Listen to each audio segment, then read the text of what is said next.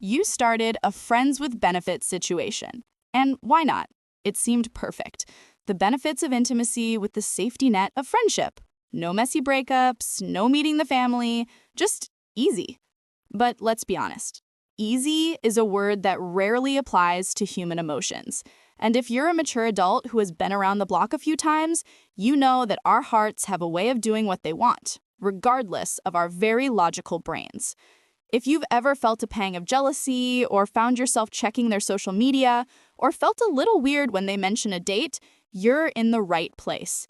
We're going to pull back the curtain on the 3 distinct emotional stages of a friends with benefits relationship so you can be prepared for what's coming, protect your heart, and decide if this is truly the right path for you.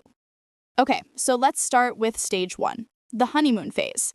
This is the fun part, the part that gets you into this situation in the first place. Everything feels light, uncomplicated, and you truly believe you have total control over your feelings. You tell yourself, this is just for fun. I know what I'm doing, or I'm too old for emotional games. You might even feel a sense of freedom. You're getting your needs met without all the heavy lifting of a committed relationship. But this is where the illusion begins. You're building trust and intimacy through physical contact and spending time together. Every shared laugh, every late-night conversation, every movie night, these are all building blocks of a connection, and human brains are wired to form connections. We're social creatures.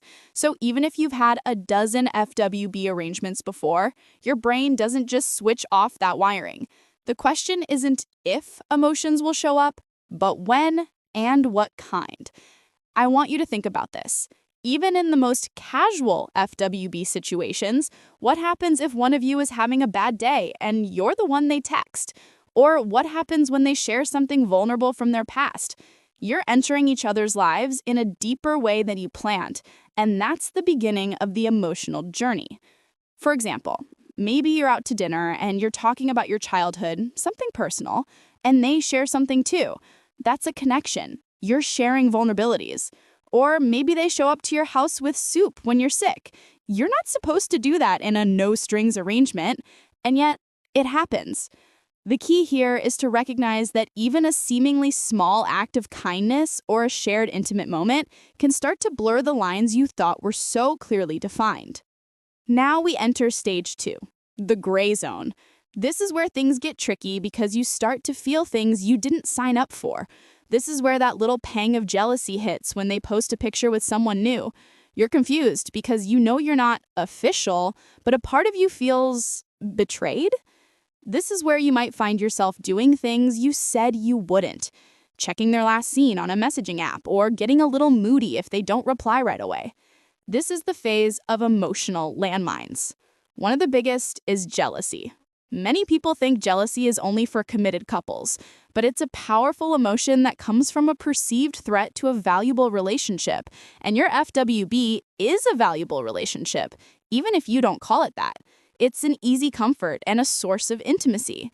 Let's say you're at a party and you see your FWB talking to someone new, laughing and giving them the same attention they usually give you. That feeling in your stomach? That's jealousy, and it's a sign that you might be more emotionally invested than you thought.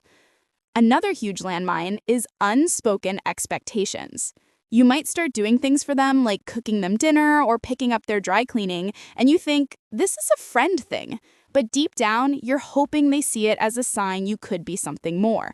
When they don't reciprocate, it can lead to resentment. And that's the fastest way to ruin not just the benefits, but the friendship too.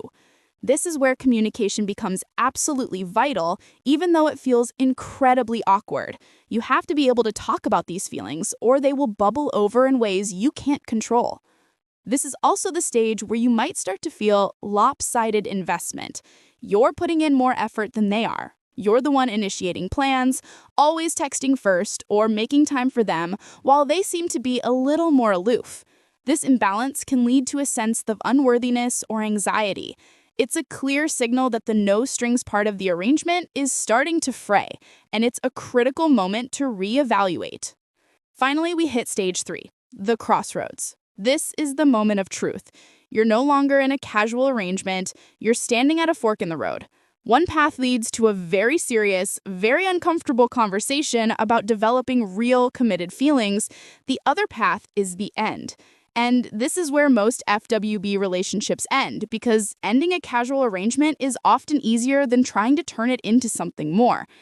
And this is where the emotional fallout happens, because even though you had no strings, cutting ties is still a loss. You're losing a physical connection, a confidant, a friend, and a routine that had become a significant part of your life. The grief can be just as real as a breakup, so it's crucial to acknowledge those feelings and give yourself space to process them. Don't let anyone tell you to just get over it. You're a mature adult. You know that emotional recovery takes time regardless of the relationship's label. Maybe you decide to end it because one of you met someone else. The feelings of sadness are completely valid. Maybe you end it because your feelings became too strong and you realize you can't be just friends. The pain of that rejection is real. It's important to grieve the loss of the relationship you had, even if it was just a benefits arrangement. Give yourself a few days to feel the sadness. Don't rush to find a replacement, and remember to be kind to yourself. You navigated a complex emotional situation, and that's not always easy. The biggest takeaway from all of this is simple. There is no such thing as a relationship without emotion. So if you're in an FWB, be honest with yourself and with your partner. Acknowledge your feelings, talk about boundaries, and be prepared for the emotional journey. It's not about avoiding feelings. It's about navigating them with maturity and grace. If you found this helpful, please hit that like button and subscribe for more conversations about modern relationships for mature adults. And tell me in the comments below, have you ever had an FWB where feelings got complicated? Share your story. I'd love to hear from you.